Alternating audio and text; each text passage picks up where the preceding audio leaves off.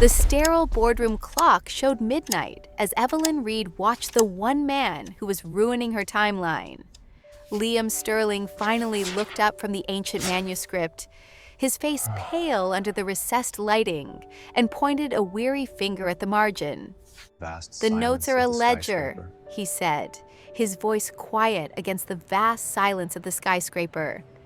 "It leads to a vault, I think. The millionaire's secret your people were looking for."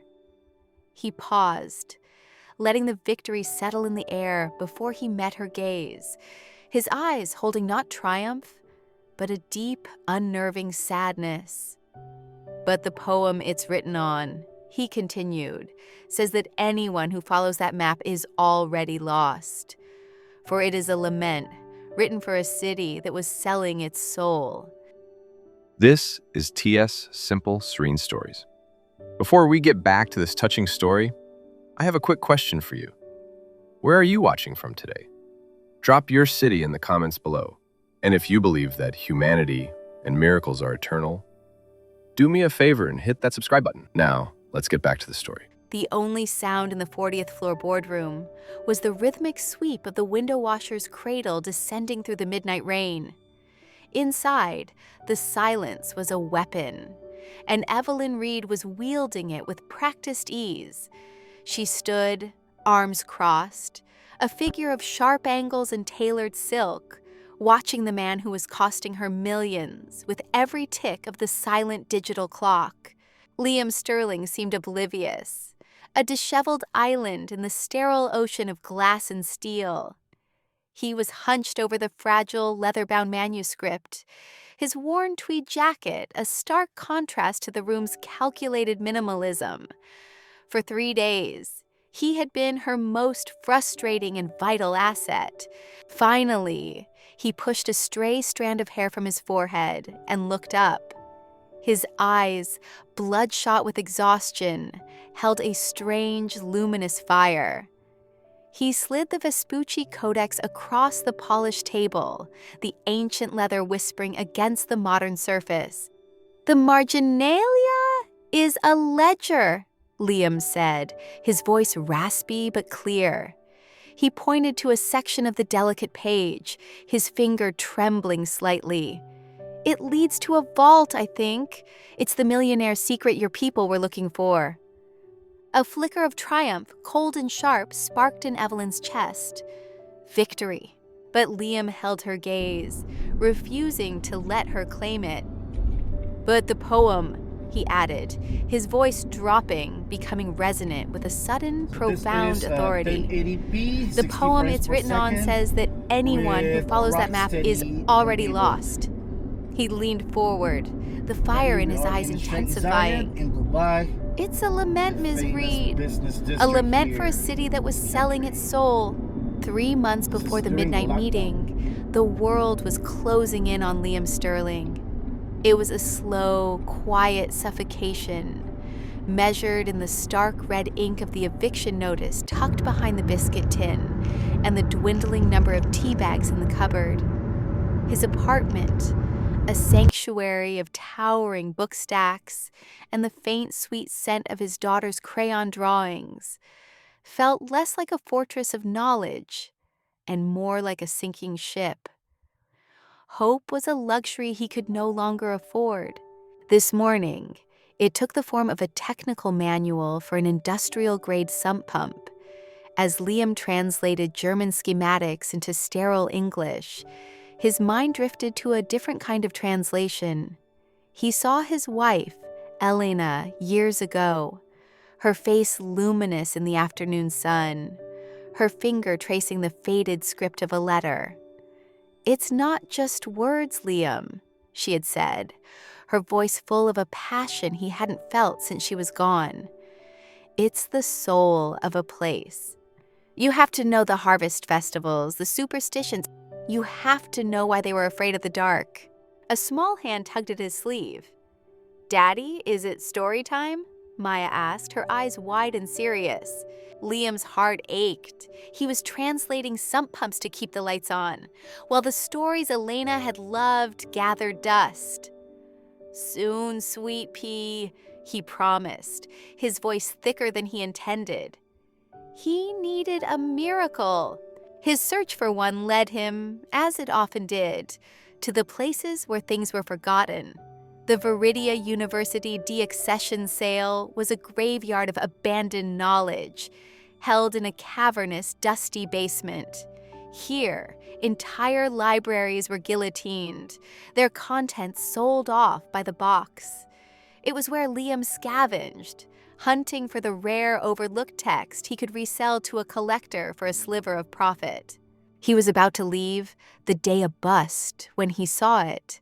A set of cardboard boxes, starkly new amongst the decaying archives, marked with the crisp, impersonal logo of Reed Global.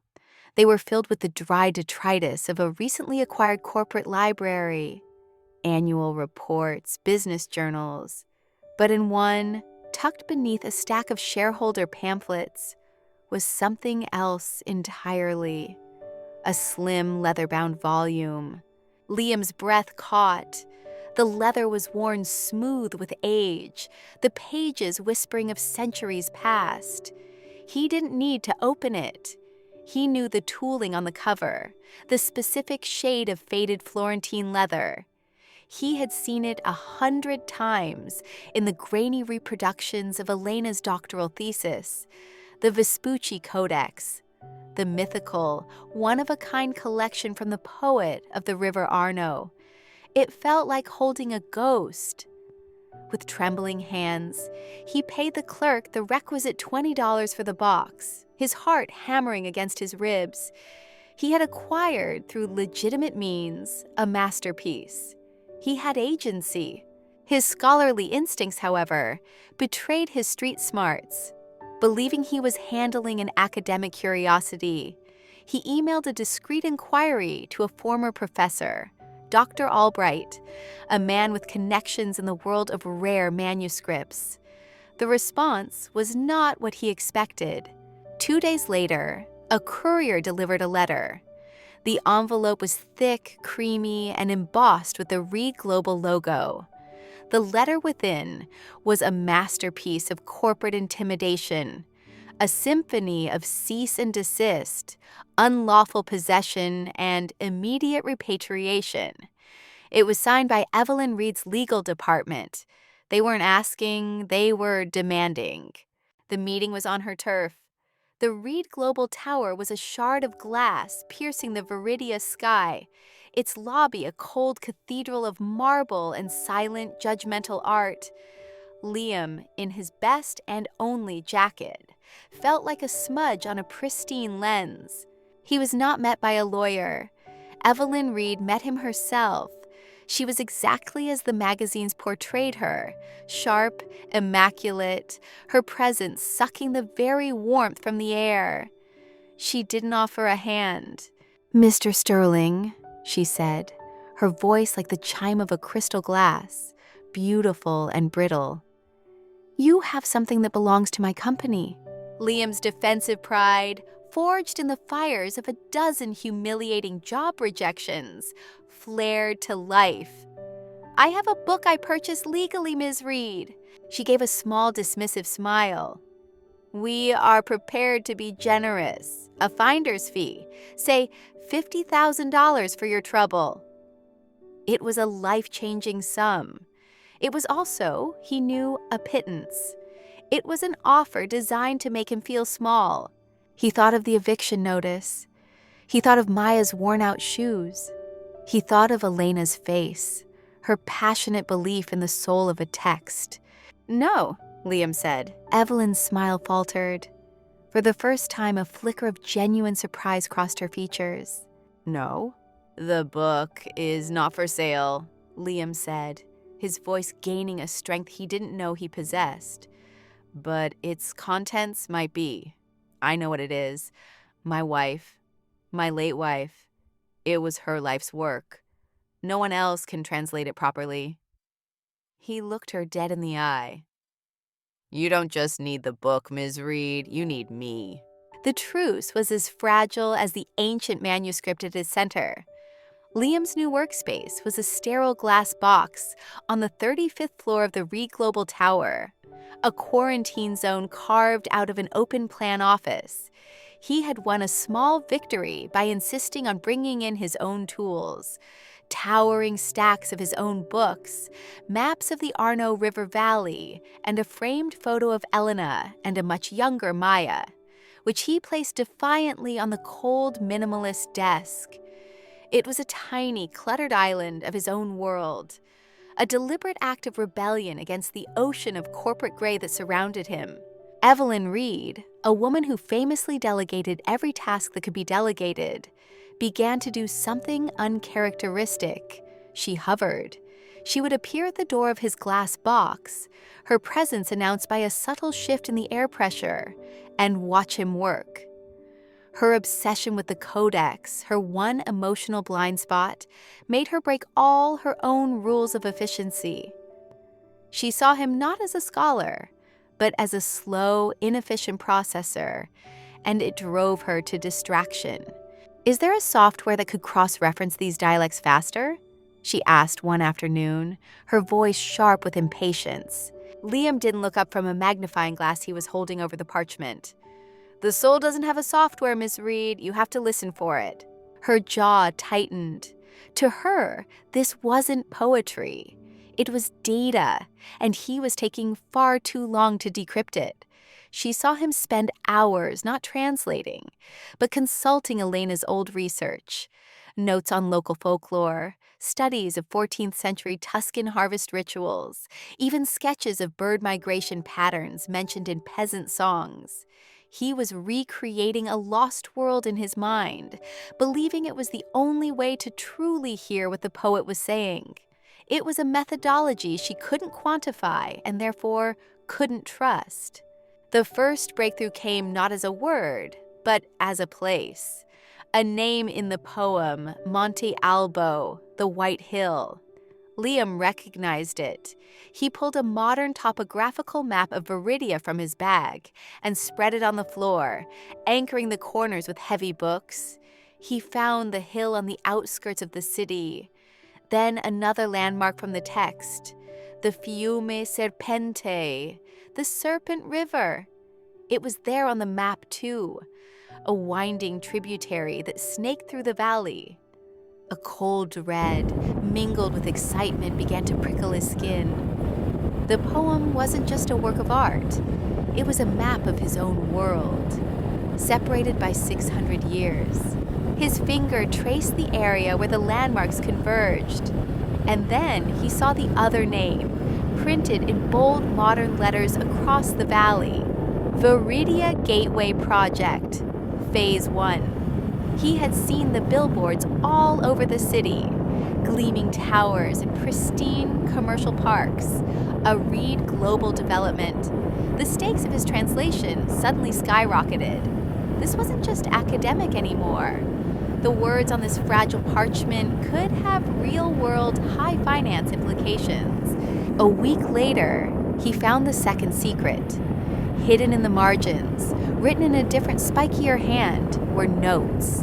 Numbers, weights, locations, a merchant's ledger, its meaning plain even across the centuries. It was a treasure map, woven around a poem. This gave him a choice, a terrible and powerful agency. He could give Evelyn the ledger, the millionaire's secret she was clearly after. He could take the money, secure his and Maya's future, and walk away. Or he could reveal the full, complicated truth, that the land she was about to bulldoze was sacred, its history and soul painstakingly documented in the very manuscript she was using to justify its acquisition. He decided to test her. During one of her impatient visitations, he kept his tone casual. "I was looking at the plans for the Gateway Project online," he said, gesturing vaguely toward the window. "Have you done extensive historical surveys of the site? The soil there seems to have a unique composition according to the text." "Our geological and compliance teams are the best in the world, Mr. Sterling," she replied coolly, missing the subtext entirely. "We don't miss things." The dynamic began to shift in another way, too. Once a week, Maya would come to the tower after school, her presence a splash of vibrant, chaotic color in the monochrome world of Read Global. She would sit quietly in a corner of the glass box, drawing pictures of dragons and castles while her father worked. Evelyn, at first, ignored the intrusion, but she found herself watching them. She saw the easy, unconditional love between them. The way he would stop his vital work to admire a drawing. The way Maya would pat his back in a gesture of solemn encouragement. One evening, as Maya was packing her bag, she walked up to Evelyn's doorway and held up her drawing. "It's for you," she said. "It's a castle, so you won't be lonely." Evelyn froze. She looked from the child's earnest, upturned face to the crudely drawn fortress. For the first time, a genuine, uncalculated emotion breached her defenses. It was a feeling so foreign she couldn't immediately name it. It was a profound, aching vulnerability. She looked at Liam, who was watching them with a quiet, knowing sadness. And for the first time, she didn't see an inefficient employee. She saw a father. She saw the why behind his infuriating, unshakable integrity. And in the reflection of the glass wall of his tiny, rebellious island, she saw herself utterly and completely alone. The narrative snapped back into the cold, pressurized silence of the 40th floor boardroom. The 3 months of strained collaboration, of clashing worlds and quiet epiphanies, had all funneled into this single moment at midnight. The deadline for the Viridia Gateway project's final approval was at 8 a.m. Evelyn's partners were waiting. The deal, worth hundreds of millions, hinged on a simple confirmation that there were no historical claims, no unforeseen obstacles on the land they were about to acquire and transform. The pressure in the room was immense, a physical weight on Evelyn's shoulders. She had pushed Liam relentlessly for days, her patience worn to a thread. She needed an answer, a clean asset, a win. He looked up, and the weariness in his face was overshadowed by a profound, unsettling certainty. He had reached the end of the labyrinth. "You were right," Liam began, his voice raspy. He slid the fragile manuscript across the vast polished table. The ancient book looked impossibly small and vulnerable in the heart of the corporate machine. "There is a secret." Evelyn leaned forward, every fiber of her being focused. This was it. "The marginalia," Liam continued, pointing to the faint spidery script crammed around the elegant stanzas of the poem. "It's a merchant's ledger, coded, but the key is in the poem's meter. It points to a vault, a cache of assets hidden before the city fell to siege. It's the Millionaire's secret. It's what your people were looking for." A wave of cold, sharp relief washed over Evelyn. Victory. Clean, simple, and profitable. She had been right to trust her instincts, right to push him. But Liam wasn't finished. He held her gaze, and there was no celebration in his eyes, only a deep, resonant gravity. "But that's only half of the truth, Ms. Reed." He took a slow breath. "The poem itself, it's not just a poem. It's a historical document. It's a map of the very land you intend to develop. Monte Albo, the Fiume Serpente. It's all there. The poet wasn't just writing about his feelings. He was recording the soul of a place he knew was about to be erased." He paused, letting the weight of his words fill the silence. "The ledger points to a treasure, yes, but the poem it's written on is a warning. It's a lament for a city that was selling its heritage, trading its soul for coin. It says that anyone who follows that map to find gold is already lost." He leaned back, his part in the transaction complete. He had laid both truths on the table,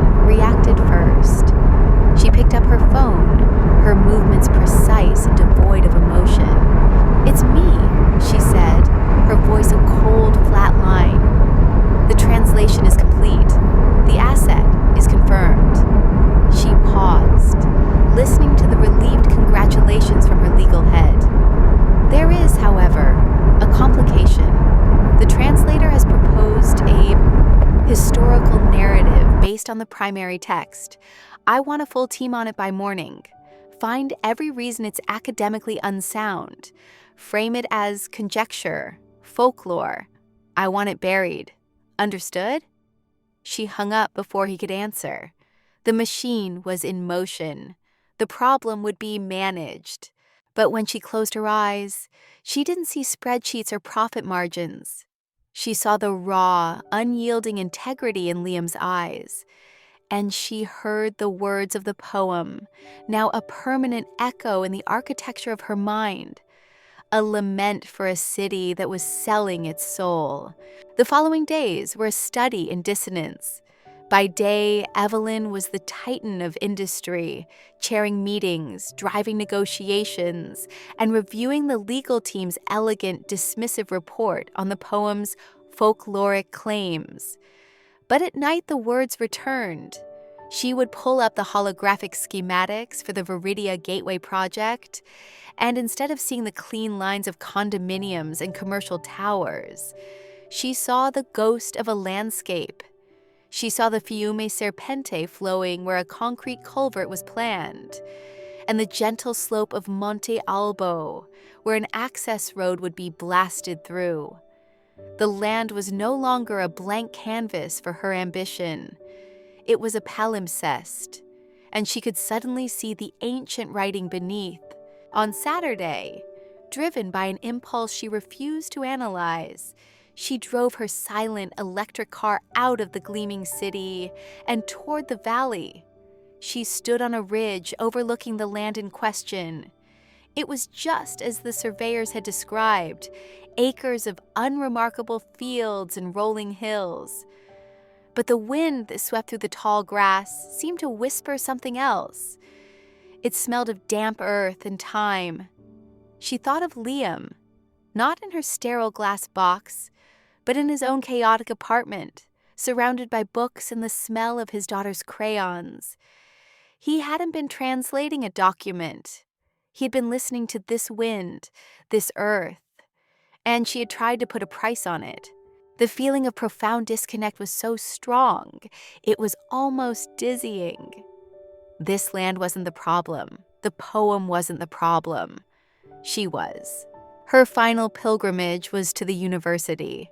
Her father's office had been left largely untouched since his death, a dusty, book-lined shrine to a brilliant man the world had deemed a failure. Evelyn had paid the endowment that kept it this way, a strange penance she never admitted to. She ran her hand over the worn spine of a book on Florentine guilds, the same edition that sat on Liam's desk. Her father's notes were everywhere, scribbled on napkins and in the margins of books. The frantic, passionate scrawl of a man chasing not money, but meaning. "He was very proud of you, you know." Evelyn turned.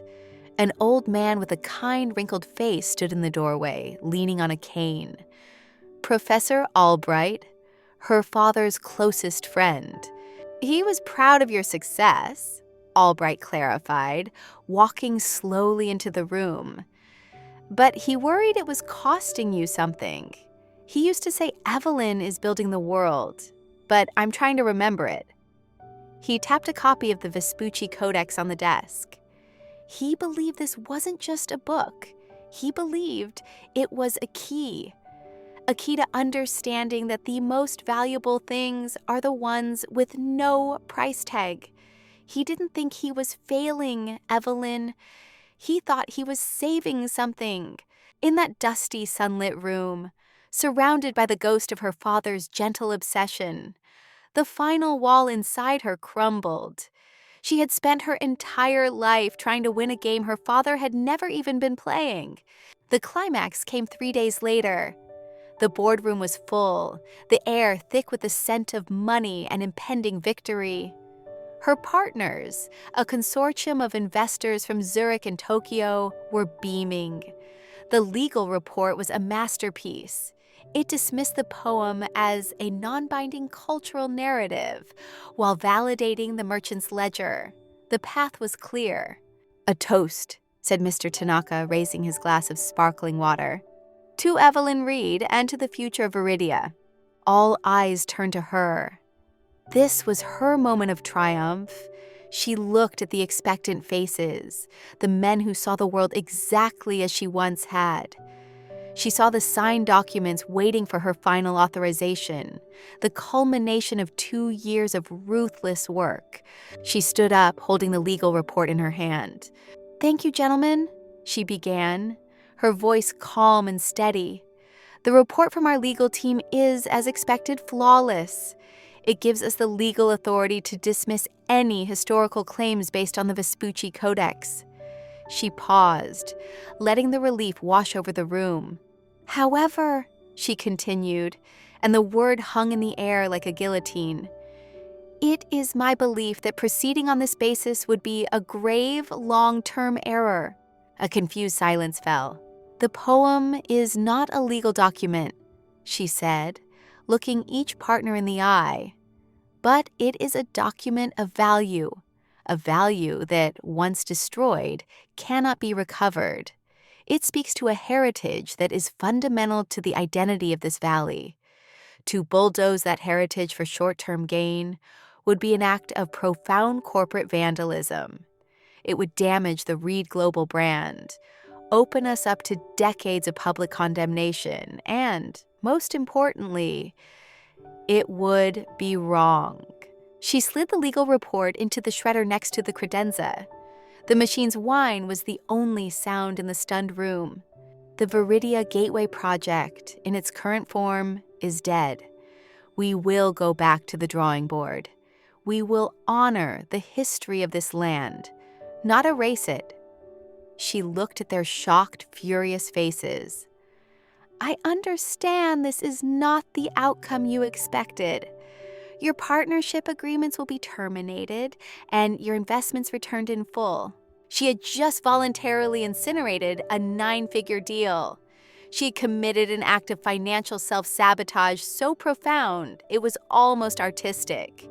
And as she stood there, alone, absorbing the shockwaves of her decision, she felt the ghost of a smile from a dusty university office. She had lost a fortune, but she had finally saved something.